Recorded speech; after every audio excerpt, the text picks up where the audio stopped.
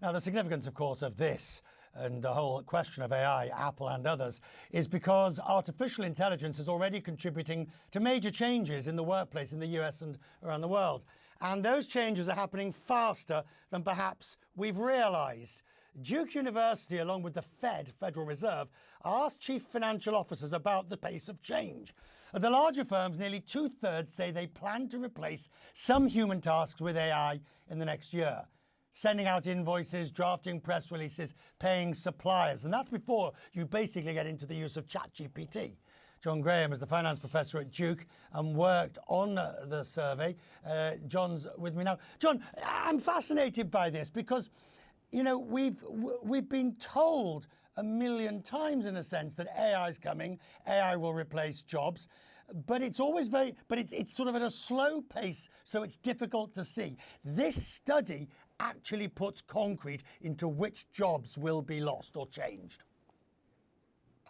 Well, it actually indicates there's quite a wide variety of uses of AI. And you're right, there are certain job functions that will be more likely to be affected by AI. But if you look across the spectrum, it's everything from managing the warehouse to dealing with accounts payable, writing press releases, et cetera.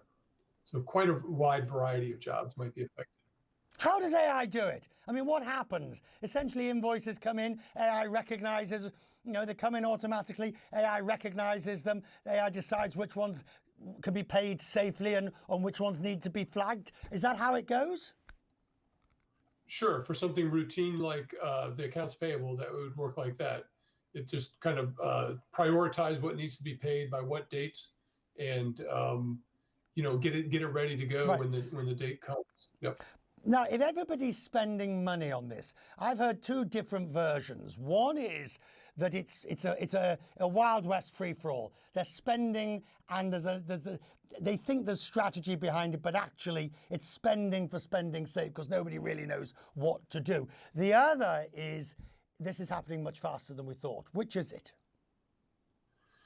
Probably somewhere in between. Certainly, there's some upfront investment to implement some of these AI type features or automation in general.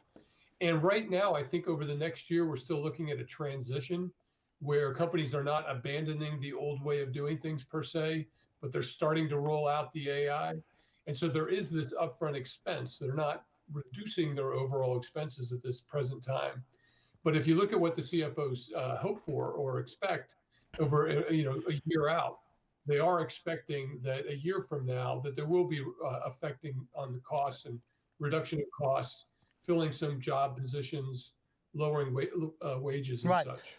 A couple of years ago, I remember a study, I think it was Deutsche Bank did it, that basically said 40 million jobs worldwide could be at risk as a result of AI. That number's probably increased now. Do you think that we are looking at that sort of magnitude? It won't happen overnight, but all of a sudden we'll look in the rear view mirror and the jobs will have gone. I think it'll take a while to get there. So if we're going to get to 40 million, I think it's going to take several years at least. And keep in mind that many companies have had this chronic situation where they can't fill their job positions. So some of those 40 million positions, I think, will be people they were unable to hire. They replaced that not hired person. And so I don't think it'll be a lot of layoffs in the near term, to be honest.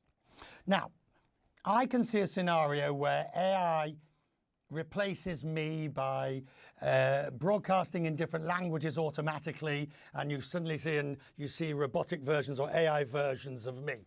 How will AI replace you, Professor? Well, you can imagine teaching being done in massive classrooms, if you will, broadcast, and some of the kind of textbook learning being done in a routine way through some sort of AI. The cutting edge stuff, I don't know, maybe AI can replace professors in that dimension too, but we'd like to think that the research and the creative ideas are still something that professors can do. Maybe the routine stuff can be replaced, yeah. Clinging on like the rest of us. Clinging on like the rest Clinging on, NIMBY, not in my backyard, won't be me. Yeah. Professor, have a lovely weekend. I'm grateful for your time, sir. You too. Nice talking to you.